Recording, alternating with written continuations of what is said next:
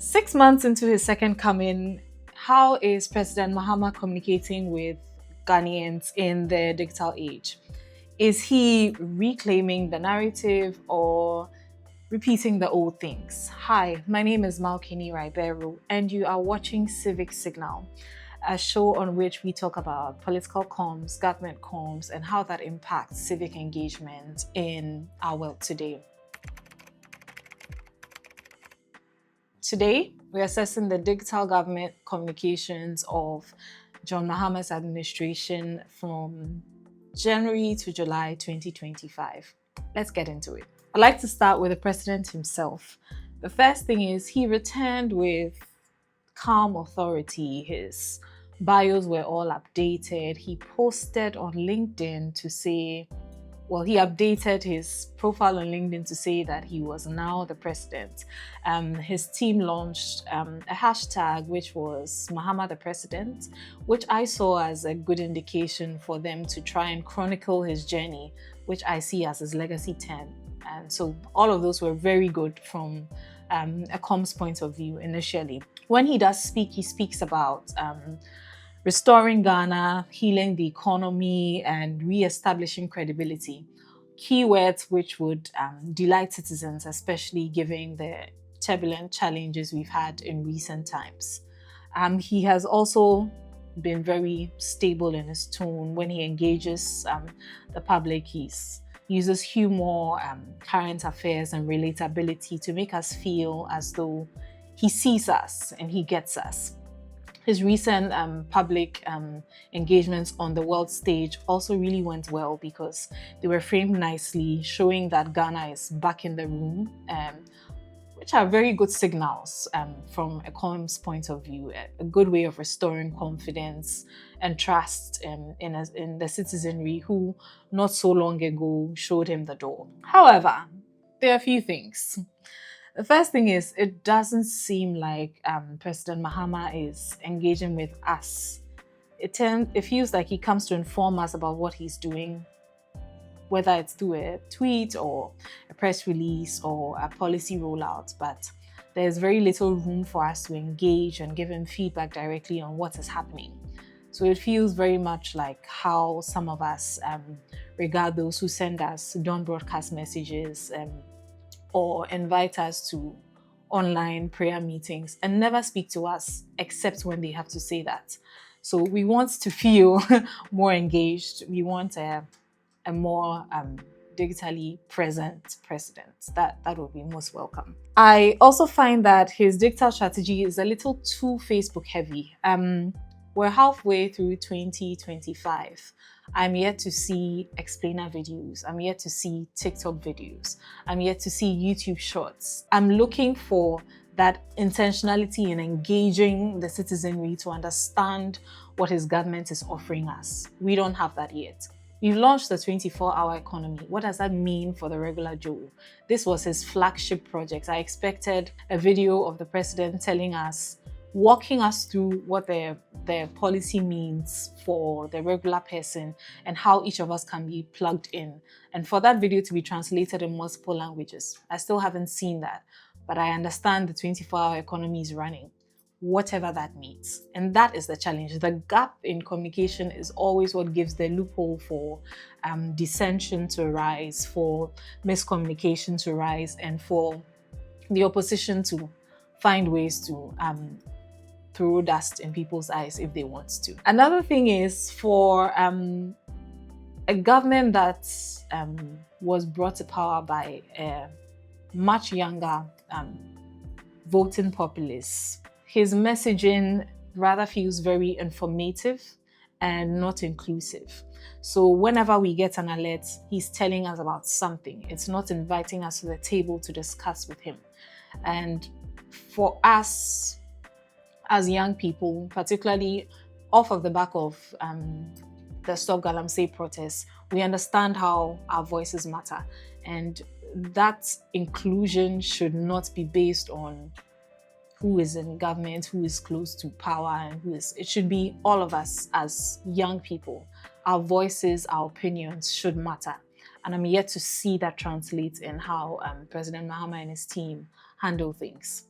Then when it comes to the government on its own, upon winning power, the digital channels were revived. We saw initially that the Ministry of Information, the Ministry of Finance post frequently.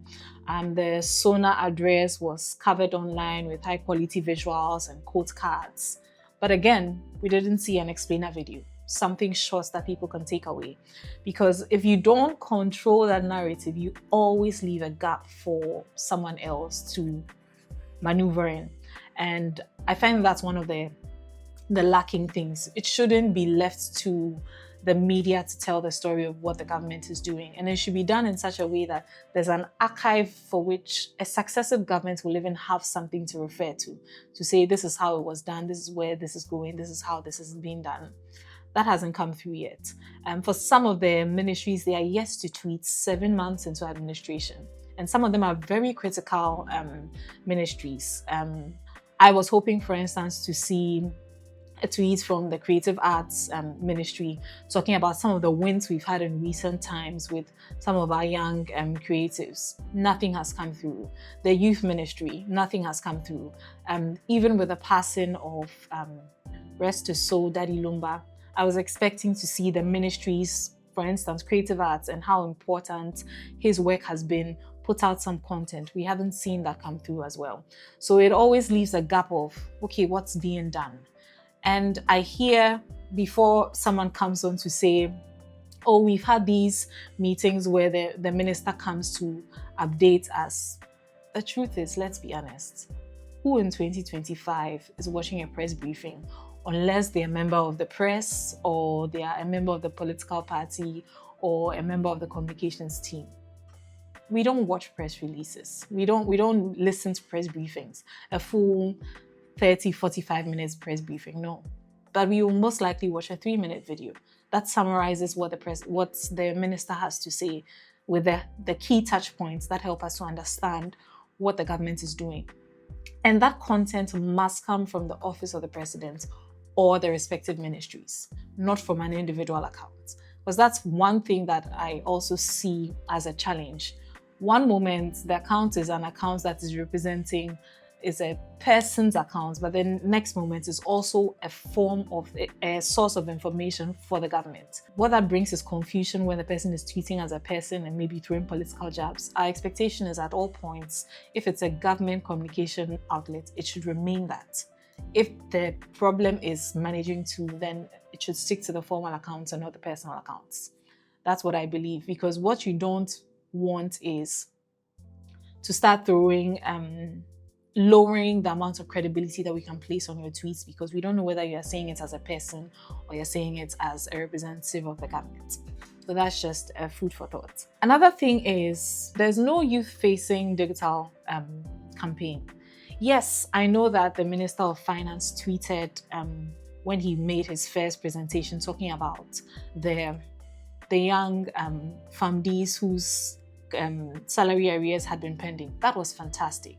But beyond that, we're yet to see active engagement of online platforms with young people in a way that makes us see digital town halls every now and then for us to talk about what is worrying us, feedback on what has been rolled out, what would like to be implemented. I know that in the past it hasn't been that and it feels new, but unfortunately that's the age we are in. Young people have access to the internet, they have access to information, and they are willing to let their voices be heard. So the key thing would be to rope them in and make them your allies by helping them to understand how they can situate themselves into your policies.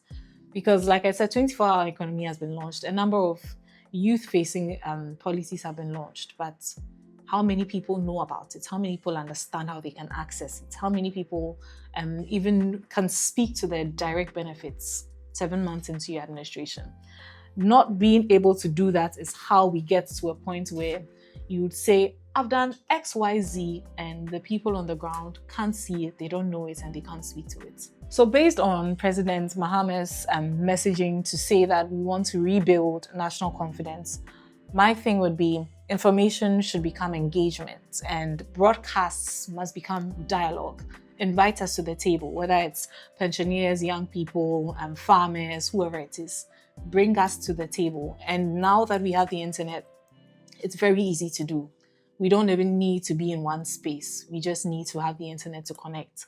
And I find that that would be a good way to further elaborate your message and deepen the connection between the government and the citizenry. Because you would admit that there's a rather switched off citizenry. We are not as patriotic as we used to be. And it's little things like feeling heard, seen, and understood is what will bring us closer to that feeling of patriotism, that feeling of belonging here in the nation. President Mahama's comeback is a chance to reset digital governance in Ghana. And especially because of his comms background, I see it as an opportunity for us to set new standards for the way successive governments communicate with the citizens of the country. I'm hoping that this conversation will definitely start things in the right direction. Do let me know what you think in the comment section. Do you think President Mahama's government is doing enough digitally, or are they falling short in some way?